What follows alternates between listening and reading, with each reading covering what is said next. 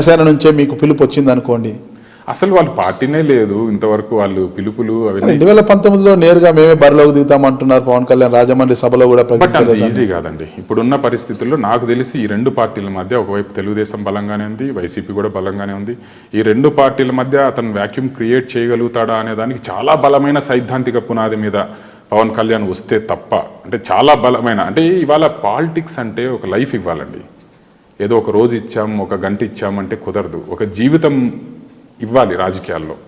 ఇవాళ నేను ఎమ్మెల్యేగా అయిన తర్వాత కూడా నేను వెళ్ళిన చాలా రోజుల తర్వాత వెళ్తే ఒక టెంపుల్కి వెళ్తే మహిళలు, అక్కడ ఉన్న మహిళలు, నువ్వు లక్ష్మీదేవమ్మ కొడుకు కదా అని అడుగుతున్నారు నన్ను.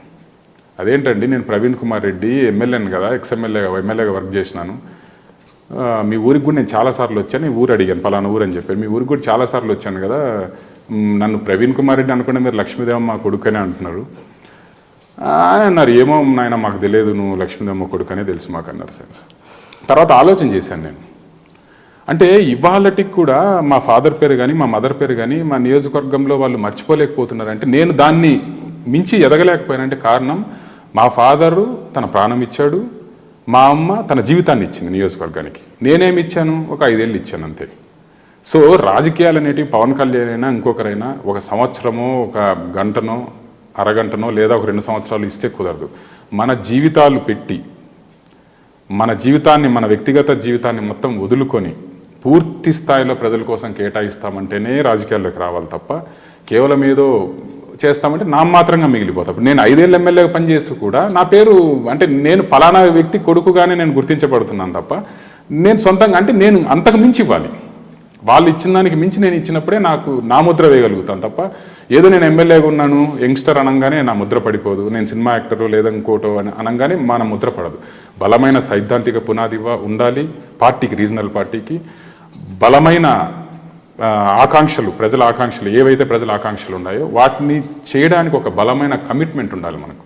సో అప్పుడే మనం ఒక ముద్ర వేయగలుగుతాం తప్ప కేవలం ఏదో పార్టీ పెడితే నా మాత్రంగా మిగిలిపోక తప్పదు. వారి ముద్రను చెరిపివేసి మీ ముద్రను వేసుకోవడానికి అంటే కార్యాచరణ రూపొందించుకున్నారా మీరు? ఏం చేస్తే బాగుంటుంది మరొకసారి అవకాశం వస్తే అని? డెఫినెట్గా అండి. ఒక్కసారి నేను ఎప్పుడు కూడా నేను కోరుకునేవానండి, ఒక్కసారి అధికార పార్టీలో ఎమ్మెల్యే ఉంటే. ఎందుకంటే నేను ప్రతిపక్షంలో ఎమ్మెల్యే ఉన్నప్పుడు చాలా ఫైట్ చేశాను, చాలా సమస్యలు పరిష్కరించలేని పరిస్థితి. అధికార పార్టీ ఎమ్మెల్యేగా ఉంటే మటుకు డెఫినెట్గా మనం చాలా చేయొచ్చండి ప్రజలకు ఏ అంశం మీదైనా. ఎందుకంటే అధికారులంతా మన మాట వింటారు. ఆ అధికారులను మనం మంచికి ఉపయోగించుకోవచ్చు, ప్రజలకు మేలు చేయడానికి ఉపయోగించుకోవచ్చు. అధికార పార్టీలో ఎమ్మెల్యే ఉన్నప్పుడు డెఫినెట్గా ఒక 5 సంవత్సరాల అవకాశం వస్తే ఎవరైనా కానీ ముద్ర వేసే అవకాశం ఉంటుంది. దాంట్లో నేనైతే మరింతగా ముద్ర వేయగలనని అనుకుంటున్నాను. మీరైతే స్థానికంగా ఉన్న నియోజకవర్గంలో స్థానికంగా ఉన్న పరిస్థితుల కారణంగా వైసీపీకి కాస్త దూరంగా ఉన్నారు, అంటే అంటిముట్టనట్లు వ్యవహరిస్తున్నారు. అంటే మిగతా, అంటే పార్టీలో గెలిచిన దాదాపు 20 మంది ఎమ్మెల్యేలు కూడా ఈనాడు అధికార పార్టీ తెలుగుదేశం పార్టీ తీర్థం పూచుకున్నారు. వాళ్ళంతా ఎందుకు వెళ్ళారు? కేవలం సూట్ కేసుల కోసం వెళ్ళారంటారా, అభివృద్ధిని కాంక్షించి వెళ్ళారంటారా? డెఫినెట్గా నేను నమ్మనండి పాలిటిక్స్లో. అది మేము వైసీపీకి వచ్చినప్పుడు మాకు డబ్బులు ఇచ్చారనో, లేదా వైసీపీ నుంచి తెలుగుదేశంలోకి పోయినప్పుడు డబ్బులు తీసుకొని వెళ్ళినారు అని.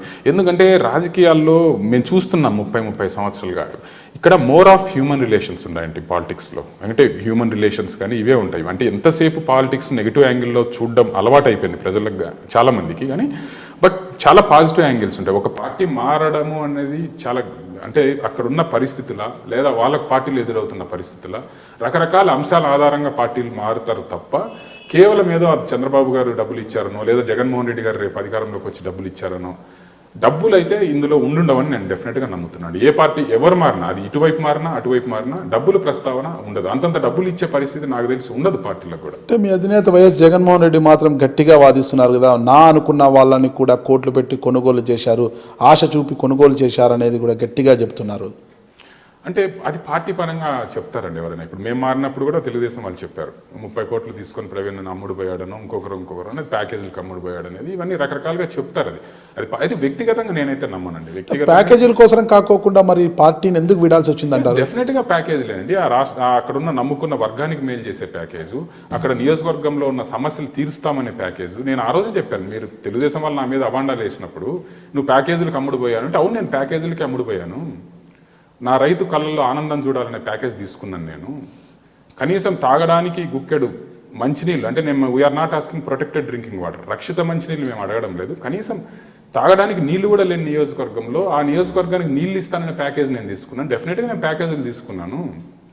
జగన్మోహన్ రెడ్డి గారితో చేరిన తర్వాత నా నియోజకవర్గానికి ఇవన్నీ చెయ్యాలి అనే ప్యాకేజీలు నేను తీసుకున్నాను. ప్యాకేజీలు తీసుకుంటాము, కానీ అది డబ్బులా పదవులా కాదు. నియోజకవర్గంలో ప్రజలకు కానీ లేదా అక్కడున్న కార్యకర్తలకు కానీ లేదా మనం నమ్ముకున్న వర్గానికి మేలు చేసే ప్యాకేజీలు డెఫినెట్గా తీసుకుంటాము. ఆ లాభం లేకుండా అంటే పార్టీ మారినప్పుడు, అందులో ఎస్పెషల్లీ అధికార పార్టీ లేకపోయినప్పుడు డెఫినెట్గా ఏదో ఒకటి ఆశిస్తారు. అంటే అది డబ్బు కాదు, ఏదో ఒక్కసారి ఒక సీజన్డ్ పొలిటీషియన్స్ అంటే ఇప్పుడు మారినోళ్ళు కూడా మేము కానీ అప్పుడు టీడీపీ నుంచి వైసీపీలోకి వచ్చిన వాళ్ళు కానీ ఇప్పుడు వైసీపీ నుంచి టీడీపీలోకి పోయిన కూడా అందరూ కూడా సీజన్డ్ పొలిటీషియన్స్. అంటే ఒక 30 ఏళ్ళు 20 ఏళ్ళు రాజకీయాల్లో ఉన్న వ్యక్తులు.